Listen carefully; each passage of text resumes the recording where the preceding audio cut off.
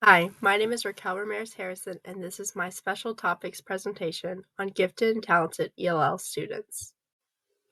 First up is my description. ELL students are also known as English language learners, and they make up a large percentage of our student population. However, they make up around less than 3% of our students in gifted and talented education nationwide, so they are severely underrepresented in gifted education. Why I chose this topic. Since my time in EdCode 201 learning about ELL learners, I wanted to learn how to be a better advocate for them because I know that they're often underestimated due to their English language abilities, and that is extremely unfair.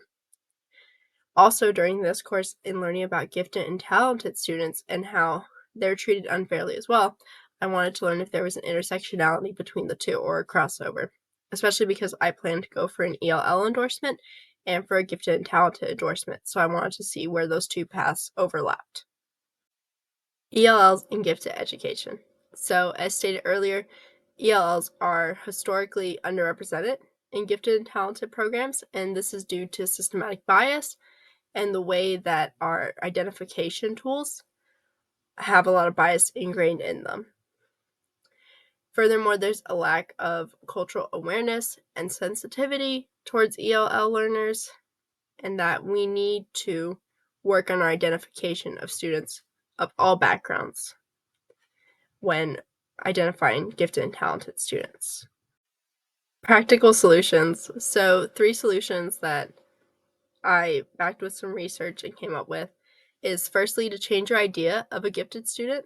So, to make sure that when we're serving ELLs and gifted and talented ELLs specifically, that we're not coming in with a bias. We're not coming in with a preconceived notion of what a gifted student looks like or how they should be.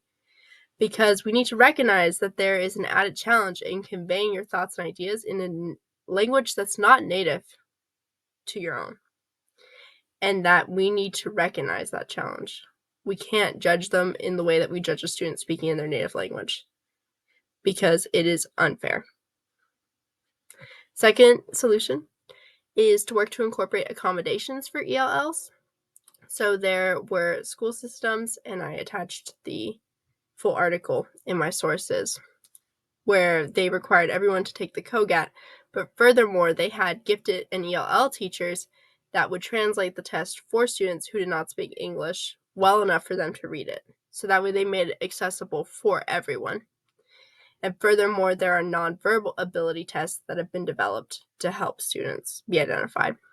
And lastly, to make parental communication and information accessible for all.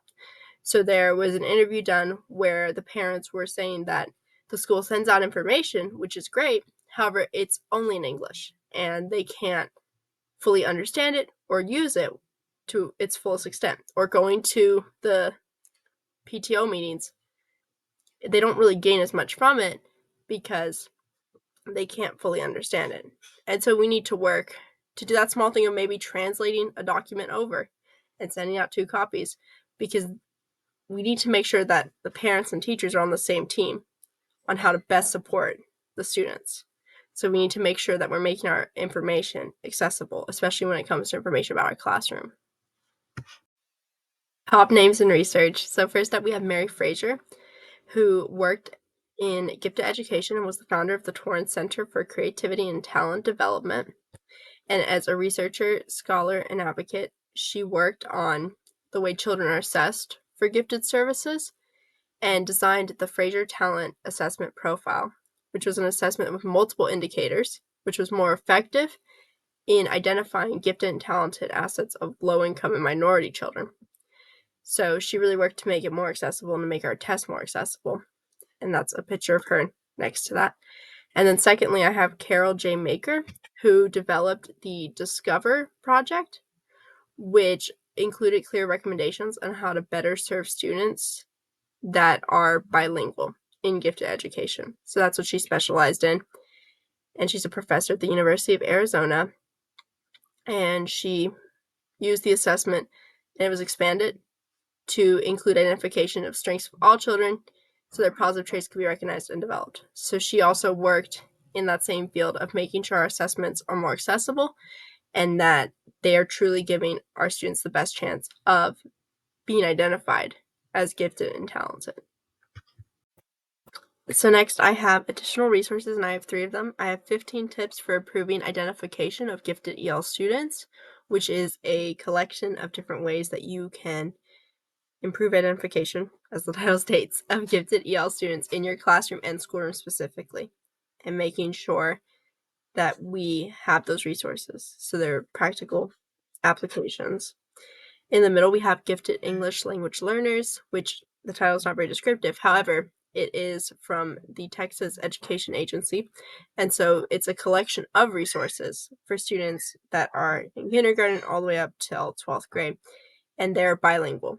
So the resources are articles, and they're in both languages, because as I said in my practical solutions, we need to work to make sure our information is accessible and that the language barrier doesn't create an issue for parents that want to best support their student. And lastly, I've identified English learner students for gifted and talented programming, which is a video lecture, and it basically goes over the common misconceptions and how we can use differentiation, and it touches on a lot of key points about how to support students in the classroom.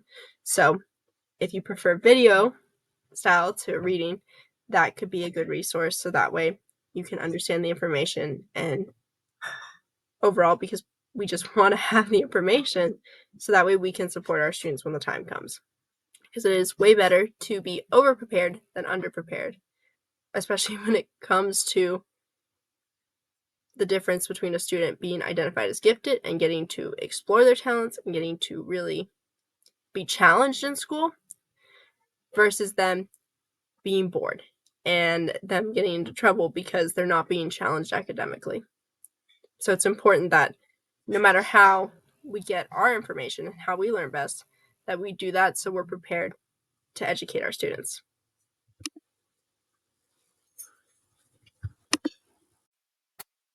And lastly, these are my sources in APA format.